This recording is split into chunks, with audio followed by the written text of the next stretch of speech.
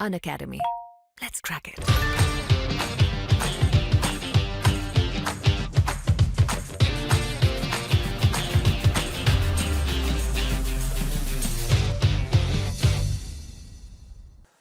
नमस्कार दोस्तों, welcome to सरकार स्टडी बेस। तो चलिए आज के इस लेक्चर में हम शुरू करने वाले हैं प्रोग्रामिंग बेसिक्स। प्रोग्रामिंग लैंग्वेज क्या होती है वो हम जानेंगे इसमें, और क्या क्या इसके संबंध में जो कॉन्सेप्ट है वो देखेंगे।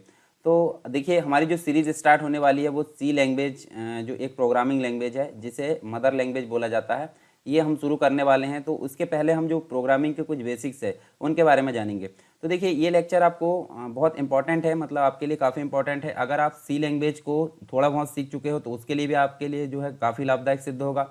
अगर आपने अभी तक प्रोग्रामिंग लैंग्वेज पढ़ी तक नहीं है तो उसके लिए भी ये जो लेक्चर है आपके लिए काफ़ी लाभदायक होगा। यानी बिगिनर्स के लिए, जो शुरुआती तौर पर प्रोग्रामिंग लैंग्वेज सीखना चाहते हैं, उनके लिए ये लेक्चर काफ़ी लाभदायक होगा। जो कुछ सीख चुके हैं उनके लिए भी लाभदायक होगा, और जो अन्य लैंग्वेज सीख चुके हैं परंतु प्रोग्रामिंग लैंग्वेज सी के बारे में नहीं जानते हैं तो उसके लिए भी ये काफ़ी लाभदायक होगा। तो सभी डायमेंशन से अगर देखें तो ये लेक्चर काफ़ी जो है आपके लिए इंपॉर्टेंट होने वाला है। तो आप शुरू से बने रहिए। मैं आज से ही इस जो सीरीज़ को है शुरू करने वाला हूँ। तो कंप्लीट आपको जो है अलग अलग पार्ट्स में ये जो है डिवाइड होते हुए दिखेगी, और आखिरी में जो है एक लेक्चर आपको प्रोग्रामिंग लैंग्वेज का कॉम्बो भी देखने को मिलेगा।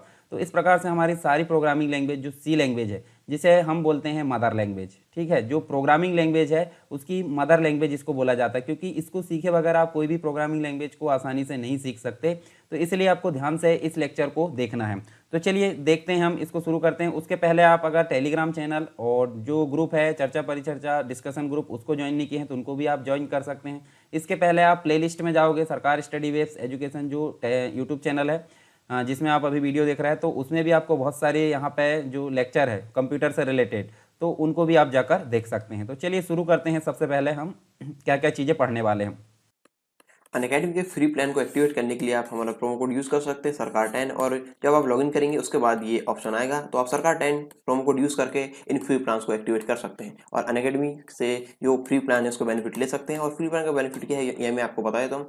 500 से ज़्यादा फ्री लाइव क्लासेस होती है हर हफ्ते में, और डाउट क्लियरिंग सेशन यहाँ पर रहते हैं। नोट्स प्रोवाइड कराए जाते हैं एमपी के टॉप एजुकेटर्स के द्वारा। 50 से ज़्यादा टॉप एजुकेटर्स यहाँ पे पढ़ा रहे हैं जो एमपी के हैं, और डेली और weekly free live mock test यहाँ पे चलते हैं। उसके बाद इसका पेपर एनालिसिस भी होता है टॉप एजुकेटर्स के द्वारा। और जो फ्री लाइव क्लास है इसमें 4 डिफरेंट एग्जाम को कवर किया जा रहा है: MP PS prelims, MP police constable और एमपी एसआई, एमपी जेल पहरी। और साथ ही साथ फ्री लाइव क्विज यहाँ पे हो रही है। 20,000 से ज़्यादा क्वेश्चन यहाँ पे कवर कराए जा रहे हैं सभी सब्जेक्ट के।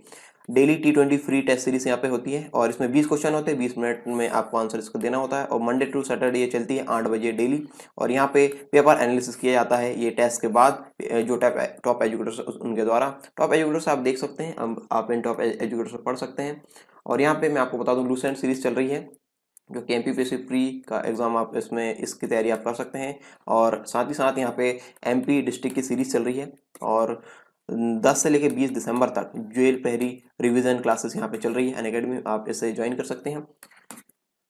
और फ्री मॉक टेस्ट यहाँ पे आप ले सकते हैं। Daily T20 free test series चलती है, जैसा कि मैंने आपको बताया, 20 मिनट में 20 क्वेश्चन वगैरह की। और यहाँ पे free live full length mock test यहाँ पे होंगे for preparation of examination, MPPSC prelims, MP jail पहरी, MP police constable, MP sub inspector यानी एमपी एसआई की। और पेपर एनालिसिस कराया जाएगा एवरी टेस्ट के बाद, यानी हर पेपर के बाद यहाँ पे पेपर एनालिसिस कराया जाएगा टॉप एजुकेटर्स के द्वारा। और आप फ्री मिनी कोर्सेज अटेंड कर सकते हैं जो कि जेल पहरी और अन्य एग्जाम से यहाँ पे संबंधित है, जो कि एमपी और व्यापम से संबंधित है। और यहाँ पे डाउट क्लियरिंग क्लासेस आप ले सकते हैं। इसके लिए आपको डाउनलोड करना होगा अनअकैडमी का ऐप, और आप यहाँ पे चूज कीजिए एमपीपीएससी और व्यापम से संबंधित गोल, आपका जो गोल है। और यहाँ पे आप आगे जाएंगे तो आपको फिर यहाँ पे एक प्रोमो कोड मिलेगा। प्रोमो कोड डालने को आएगा तो आप सरकार 10 प्रोमो कोड डालिए, सरकार 10, ठीक है। तो इस प्रोमो कोड के बाद ही आप इस फ्री कोर्स यानी फ्री प्लान को आप ले सकते हैं।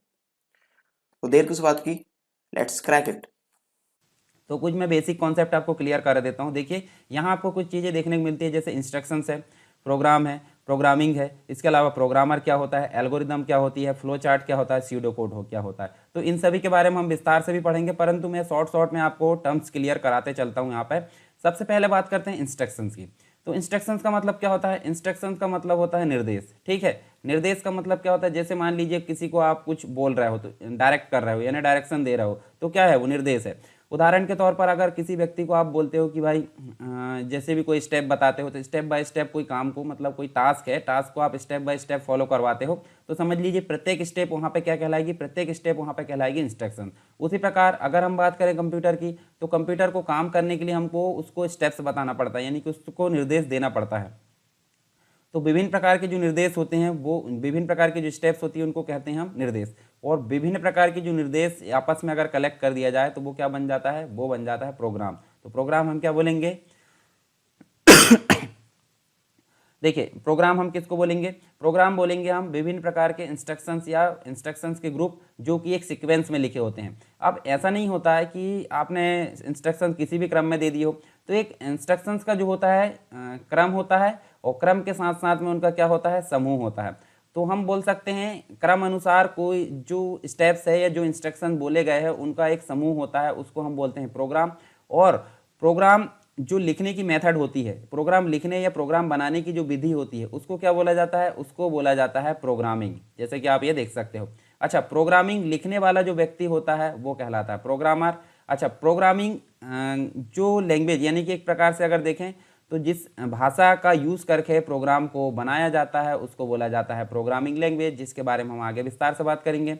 उसके बाद इसमें कुछ स्टेप्स होती है, जैसे मान लीजिए किसी के दिमाग में, जैसे उदाहरण के तौर पे हम एक मकान लेते हैं, ठीक है। तो मकान क्या होता है, मकान बनाने से पहले हमको क्या बनाना पड़ता है, रूपरेखा, यानी कि उसका प्रारूप तैयार करना पड़ता है, जिसे हम सिंटैक्स बोल सकते हैं। उसके बाद हम उसका क्या करते हैं, उसका एक चित्र के फॉर्म में बनाते हैं, चित्र को हम एक कोडिंग के फॉर्म में लिखते हैं।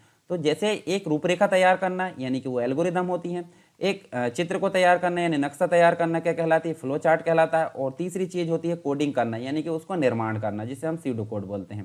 तो ये सारी चीज़ें आपको बेसिक कॉन्सेप्ट यहाँ पे क्लियर हुए होंगे, इनको हम आगे चलकर एक एक करके विस्तार से जानने वाले हैं। तो चलिए यहाँ पे देखते हैं हम आगे एक एक चीज़ें। तो पहले तो हम देख लेते हैं इंस्ट्रक्शन, तो हमने देख लिए, प्रोग्राम भी देख लिए, प्रोग्रामिंग भी देख लिए। अब प्रोग्रामिंग लैंग्वेज होती क्या है, प्रोग्रामिंग लैंग्वेज क्या होती है, जिस लैंग्वेज का प्रयोग करके हम क्या करते हैं, कंप्यूटर में प्रोग्राम को लिखते हैं, वो कहलाती है प्रोग्रामिंग लैंग्वेज। हम उदाहरण के तौर पर समझ सकते हैं, जैसे मान लीजिए एक पर्सन है और ये दूसरा पर्सन, दोनों पर्सन आपस में अगर कम्युनिकेशन करना चाहते हैं तो इनके बीच में एक माध्यम की जरूरत पड़ेगी। अब माध्यम क्या हो सकता है, माध्यम एक भाषा होगी। अब भाषा सिंबॉलिक भाषा हो सकती है, बॉडी लैंग्वेज हो सकती है, अलग अलग प्रकार की भाषा हो सकती है। तो यह इंसान की बात की जा रही है, तो इंसान जो भाषा समझेगा उसी की भाषा यहाँ पे यूज़ की जाएगी। परंतु हम बात कर रहे हैं कंप्यूटर की, कंप्यूटर हमारी भाषा तो समझेगा नहीं। ये मान लीजिए यहाँ पे कंप्यूटर हमारी भाषा समझेगा, बिल्कुल नहीं। तो ये कंप्यूटर की लैंग्वेज समझता है। कंप्यूटर की लैंग्वेज क्या होती है, कंप्यूटर की लैंग्वेज 0-1 होती है। 0-1 में पहले प्रोग्रामिंग की जाती थी, जिससे मशीन लैंग्वेज बोला जाता। धीरे धीरे इसमें परेशानी आने लगी, मतलब समस्या आने के कारण जो है अपग्रेड होने लगी सारी चीज़ें, और अपग्रेड होते होते अन्य जो प्रोग्रामिंग लैंग्वेज है उनका विकास यहाँ पे देखने को मिलता है। तो अलग अलग प्रोग्रामिंग लैंग्वेज हमको देखने को मिलेगी। अब बात होती है कि ह्यूमन और कंप्यूटर के बीच में कनेक्टिविटी या कम्युनिकेशन कैसे हो, तो इसके बीच में मीडिएटर के रूप में एक प्रोग्रामिंग लैंग्वेज होती है, और हमारी प्रोग्रामिंग लैंग्वेज, मतलब हमारे द्वारा समझने योग्य प्रोग्रामिंग लैंग्वेज अलग होती है और इसकी समझने योग्य अलग होती है। तो दोनों के बीच में यहाँ पर एक ट्रांसलेटर प्रोग्राम की जरूरत होती है, जिनके बारे में हम विस्तार से आगे पढ़ेंगे। जैसे असेंबलर होता है, कंपाइलर होता है, इंटरप्रेटर होता है। तो ये अलग अलग प्रकार से यहाँ पे यूज़ किए जाते हैं।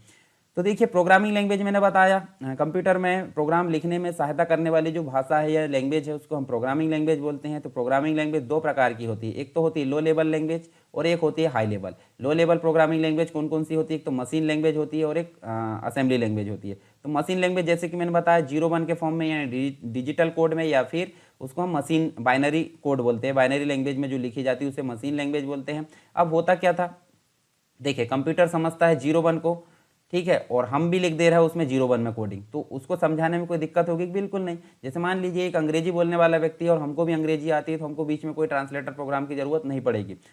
परंतु जब दूसरी भाषा बोलने वाला व्यक्ति किसी दूसरे भाषा वाले व्यक्ति को समझाने की कोशिश करे तो वहाँ पर ट्रांसलेटर प्रोग्राम की जरूरत पड़ती है। जैसे कि मशीन लैंग्वेज में लिखे गए कोड कैसे थे, काफ़ी कठिन थे, क्योंकि 0-1 में लिखा जाना काफ़ी कठिन था, हमको सीखने में प्रॉब्लम होती थी, और छोटा सा कोड जो है मतलब वहाँ पे एग्जीक्यूट करने में काफ़ी समय लगता था। तो इसी परेशानी को देखते हुए उनका कुछ जो है कोड या कोड के फॉर्म में जो है 0-1 को कन्वर्ट कर दिया गया। उस कोड के फॉर्म में जो लिखी गई भाषा है उसको असेंबली लैंग्वेज बोलते हैं, या न्यूमेरिक कोड उसको बोला जाता है। अब बात होती है यहाँ पे इंसान को आने लगी असेंबली लैंग्वेज, और कंप्यूटर को अभी भी आ रही है 0-1 लैंग्वेज, ठीक है।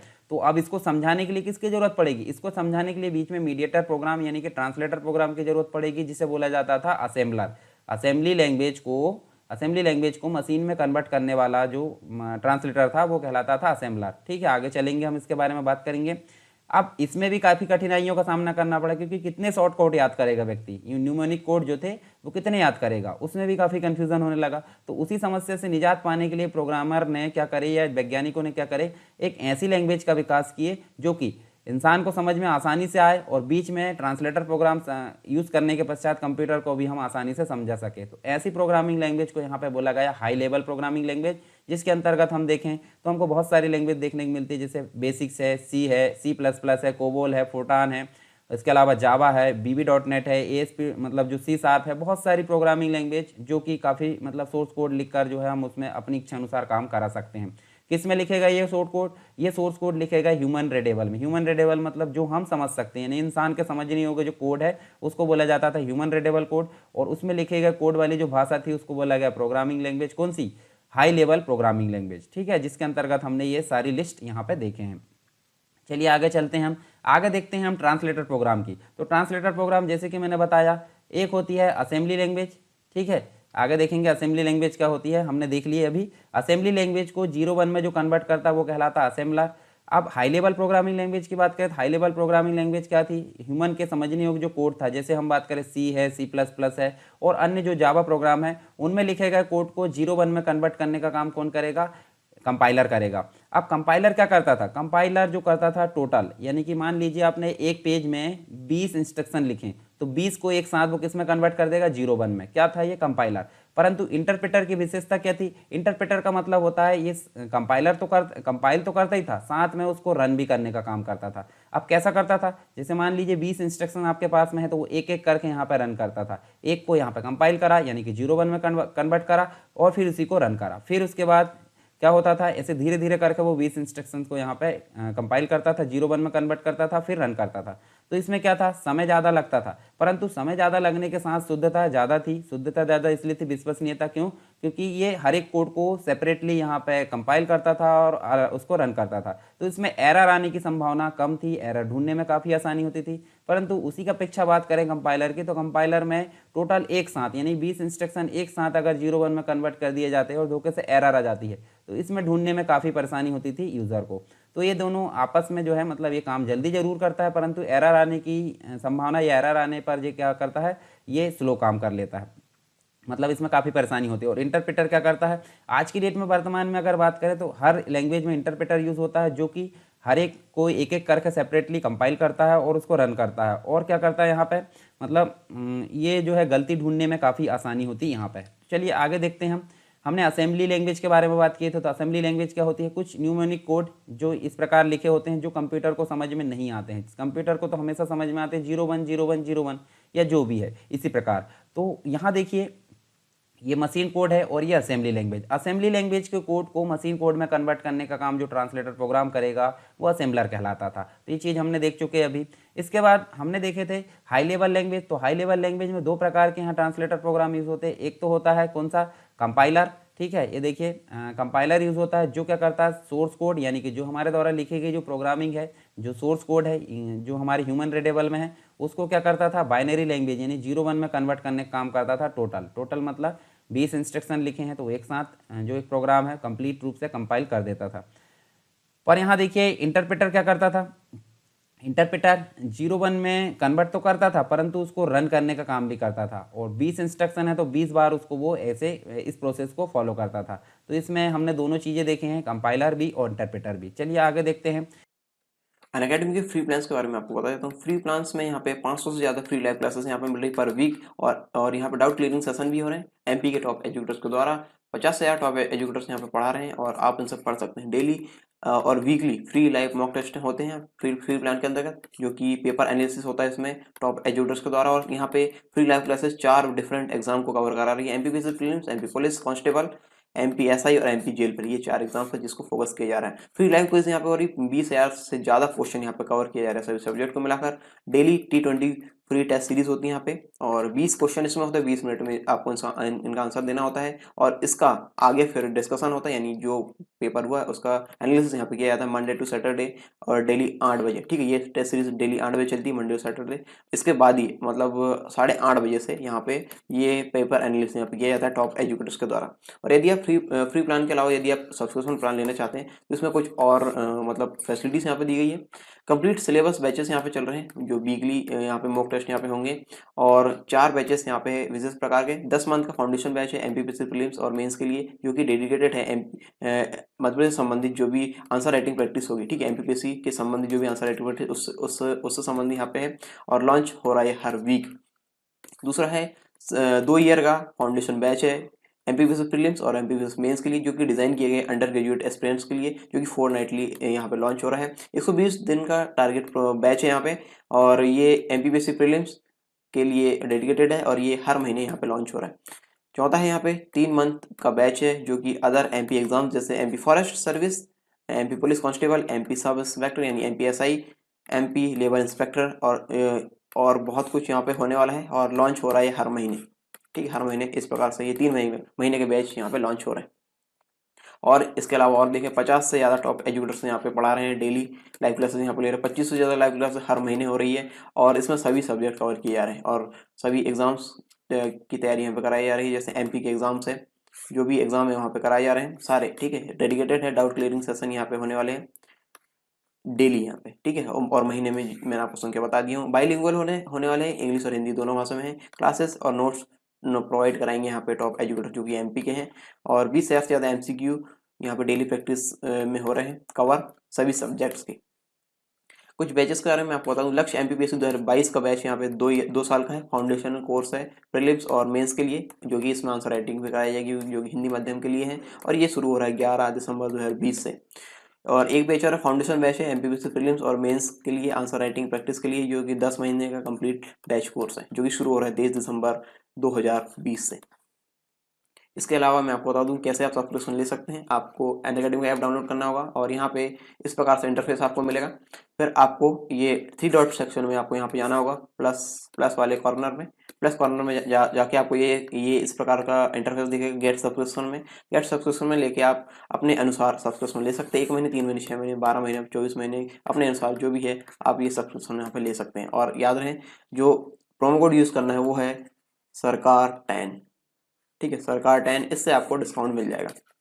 आप इसको प्रोसीड करेंगे, फिर आपको वहाँ पे डिस्काउंट से आपको जो भी बिल देना है वो आप दे सकते हैं। इसके बाद आपको ये सारे बैच यहाँ पे दिखने लग जाएंगे, आप अपने पसंदीदा बैच में एनरोल हो सकते हैं।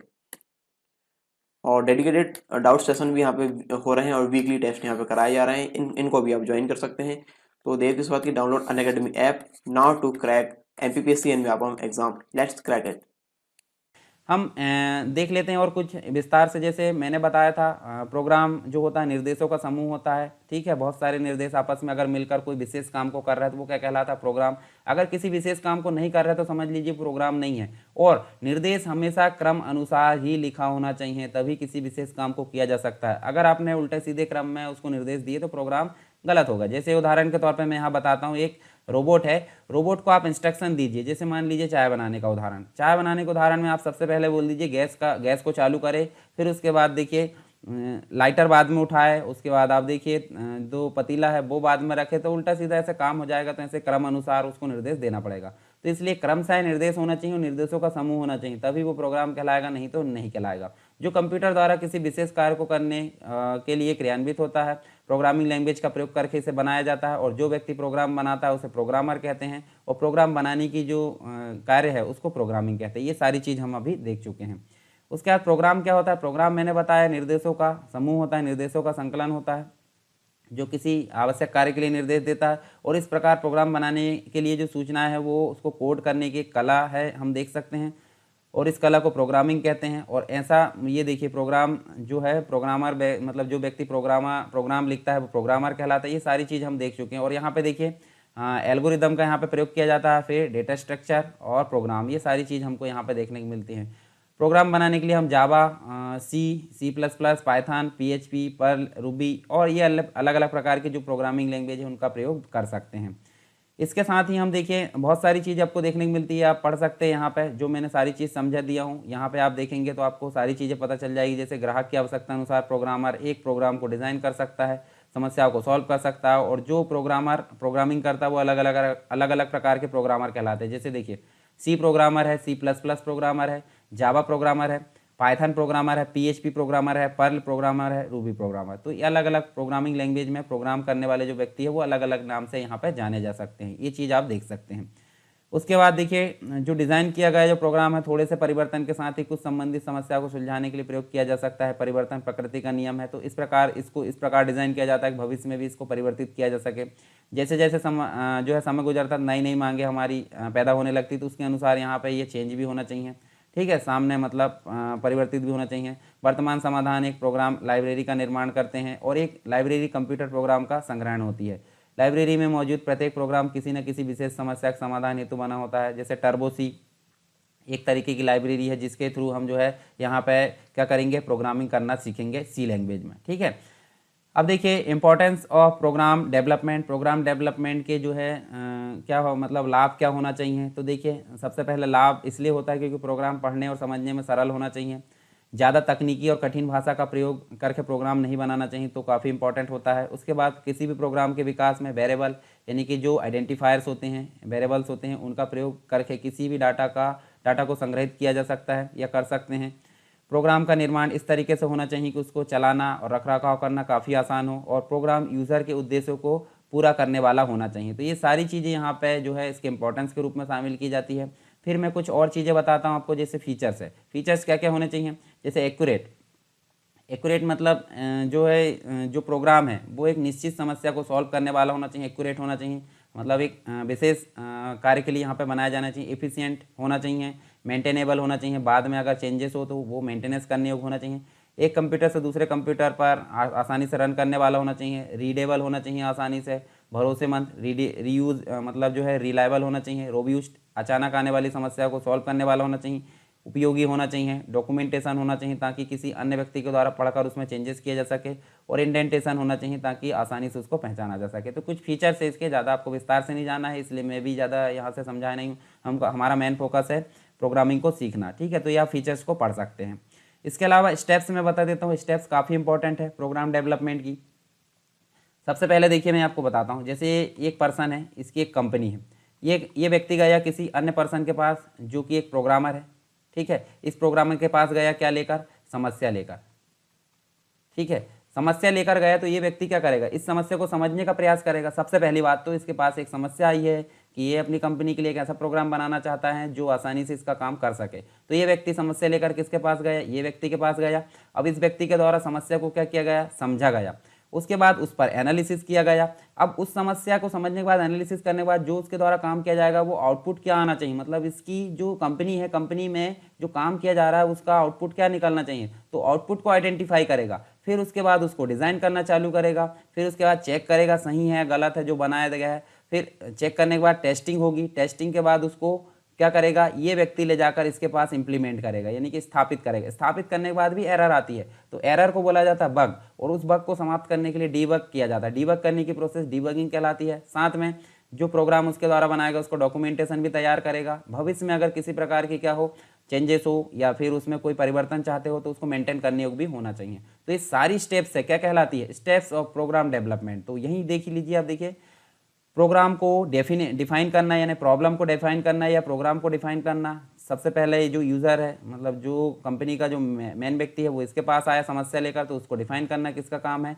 ये प्रोग्रामर का। फिर एनालिसिस करना जो कि मैंने बताया, विश्लेषण करना, आउटपुट को आइडेंटिफाई करना, डिज़ाइन किया जाएगा, फिर वैलिडेट किया जाएगा, टेस्टिंग की जाएगी, इम्प्लीमेंटेशन किया जाएगा, डिबगिंग की जाएगी, डॉक्यूमेंटेशन, उसके बाद मेंटेनेंस। तो ये सारी स्टेप्स मिलकर क्या कहलाती है, ये स्टेप्स मिलकर कहलाती है स्टेप्स ऑफ प्रोग्राम डेवलपमेंट, या इसको बोलते हैं software development life cycle, software development life cycle, या इसको बोलते हैं सिस्टम डेवलपमेंट लाइफ साइकिल। तो SDLC इसको बोला जा सकता है, किसको, ये कंप्लीट स्टेप को। तो ये आप समझ सकते हैं कंप्लीट। ठीक है, एक होता है प्रोग्राम एड्स, ठीक है, AIDS। तो इसका मतलब क्या होता है, इसमें 3 स्टेप शामिल होती हैं, यानी प्रोग्राम जो समस्या आई है, समस्या को बनाने से लेकर उसके आउटपुट तक की पूरी प्रोसेस है, क्या कहलाती है, प्रोग्राम AIDS कहलाती है। यानी कि एल्गोरिदम होता है, फ्लो चार्ट होता है, स्यूडो कोड होता है। तो देखिए मैं आपको बताता हूँ, अभी मैंने थोड़ी देर पहले बताया था जैसे एक व्यक्ति को घर बनाना, तो घर बनाने से पहले डायरेक्टली घर बनाता है? बिल्कुल नहीं बनाता। क्यों? क्योंकि उसको पहले वहाँ पे रूपरेखा तैयार करना पड़ेगा। रूपरेखा क्या तैयार करना पड़ेगा कि कितने कमरे होंगे, कहाँ कौन सी चीज़ बनाना, कहाँ हॉल होगा, कहाँ किचन होगा, है ना, बेडरूम कहाँ होगा, स्टडी रूम कहाँ होगा, सारी चीज़ें उसको यहाँ पे स्टेप्स बाय स्टेप्स यहाँ क्रम अनुसार लिखना होता है। तो किसी भी समस्या के समाधान के लिए जब हम किसी विशेष भाषा का प्रयोग करके रूपरेखा तैयार करते हैं या क्रम अनुसार जो स्टेप्स लिखते हैं उसको हल करने के लिए, उसको बोला जाता है यहाँ पे एल्गोरिदम। ठीक है, तो ये आप समझ सकते हैं। दूसरी चीज़ फ्लो चार्ट, मतलब इस एल्गोरिदम को अगर आप चित्र के फॉर्म में कन्वर्ट करते हो समझने के लिए तो उसको क्या बोला जाता है? Flow chart. और फ्लो चार्ट को जब आप कोडिंग के फॉर्म में कन्वर्ट कर देते हो, कोडिंग मतलब होता है जब आप प्रोग्राम लिखना चालू कर देते हो तो उसको बोला जाता है स्यूडो कोड या कोडिंग बोलते हैं। तो चलिए इनके बारे में देख लेते हैं। जैसे एल्गोरिदम है, एल्गोरिदम जैसे कि मैंने बताया किसी भी लैंग्वेज का प्रयोग करके जब आप किसी समस्या को सॉल्व करने के लिए स्टेप बाय स्टेप जब क्रम लिखते हो, क्रम अनुसार कोई स्टेप्स लिखते हो, तो ऐसे ये देखिए आपने लिख दिए यहाँ पे, ये समझने के लिए है बस, सिर्फ अभी आप इसको लोड नहीं लेना है। तो क्रम अनुसार किसी भाषा का प्रयोग करके जब हम ऐसे लिख देते हैं तो उसको क्या बोलते हैं? एल्गोरिदम, या फिर रूपरेखा तैयार करना उसको बोलते हैं। दूसरी चीज़, उसी एल्गोरिदम को अगर आप चित्र के फॉर्म में कन्वर्ट करते हैं, जैसे स्टार्ट के लिए आपने यूज़ करे, ठीक है, आई जो आइडेंटिफायर लिए है उसमें 2 प्रदान कर दिए, और आई कब तक छोटा है? बराबर है जब तक कि 6 तक ना पहुंच जाए। तो ये देखिए अगर गलत कंडीशन होगी तो स्टॉप हो जाएगा, अगर ये देखिए यहाँ पे सही होगी तो ये प्रिंट करेगा, और प्रिंट करने के बाद वापस जाएगा, फिर प्रिंट करते जाएगा। इस प्रकार जब ये कंडीशन गलत होगी तो वो फॉल्स में जाकर स्टॉप कर देगा।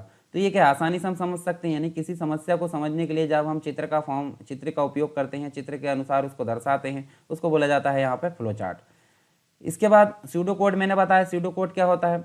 किसी भी जो मतलब समस्या है उसके सॉल्यूशन के लिए जब हम किसी विशेष लैंग्वेज का प्रयोग करके कोडिंग के फॉर्म में उसको दर्शाते हैं। जैसे मान लीजिए मैं यहाँ पे क्या कर रहा हूँ, एज लिया मैंने और उस एज को मैंने क्या करा, यहाँ पे चेक करा इफ़ कंडीशन के द्वारा, एज बराबर है किसके या बड़ी है 18 से, तो वो व्यक्ति वोट दे सकता है और नहीं तो नहीं दे सकता। तो इस प्रकार क्या हुआ है, ये किसी काम को कर रही है, मतलब ये कोडिंग, तो इसको क्या बोलेंगे अपन?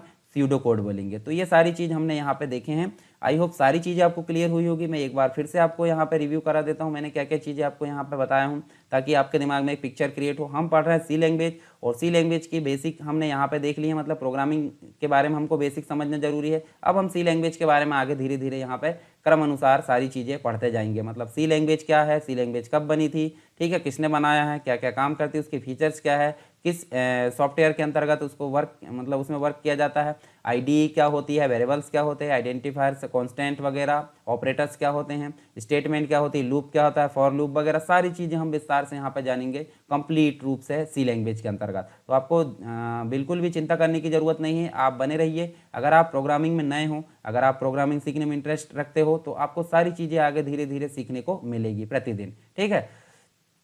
तो देखिए हमने यहाँ इंस्ट्रक्शंस, प्रोग्रामर क्या होता है, प्रोग्रामिंग लैंग्वेज क्या होती है, algorithm, flow chart, pseudo code, इन सभी चीज़ों के बारे में जाने। प्रोग्रामिंग लैंग्वेज कितने प्रकार की होती है वो देखें, लो लेवल, हाई लेवल, इन सभी चीज़ों के बारे में देखें। फिर ट्रांसलेटर प्रोग्राम देखें, असेंबलर, कंपाइलर, इंटरप्रेटर के बारे में। असेंबली लैंग्वेज को जो मशीन लैंग्वेज है उसमें कन्वर्ट करने के लिए असेंबलर का प्रयोग करते हैं। फिर कंपाइलर के बारे में बात किए, इंटरप्रेटर के बारे में बात किए। उसके बाद हमने ये देखिए बेसिक चीज़ें कुछ जाने यहाँ पे, जो अलग अलग प्रकार के लैंग्वेज प्रोग्रामर होते हैं उसको अलग अलग प्रकार से नाम से जाना जाता है। फिर उसके बाद हमने देखिए फीचर्स देख रहे प्रोग्रामिंग के फीचर्स क्या होने चाहिए, उसकी स्टेप्स क्या होने चाहिए, ये देखें हमने। फिर AIDS यानी एल्गोरिदम क्या होता है, फ्लो चार्ट क्या होता है, स्यूडो कोड क्या होता है, इन सभी चीज़ों के बारे में यहाँ पे हमें विस्तार से जाना है। तो आई होप सारी चीज़ें आपको क्लियर हुई होगी। फिर भी अगर कोई डाउट है तो आप मुझे कमेंट बॉक्स में बताइए, मैं उसको ज़रूर सॉल्व करूँगा, या फिर आप इस टेलीग्राम चैनल और ग्रुप में जुड़कर मुझे उस समस्या का वहाँ पर आप बता सकते हैं, मैं वहाँ पर भी उसको सॉल्व कर दूँगा, ठीक है। तो चलिए मिलते हैं नेक्स्ट टॉपिक के साथ में नेक्स्ट क्लास में सी लैंग्वेज के। तब तक के लिए जय Hind. Unacademy. Let's crack it.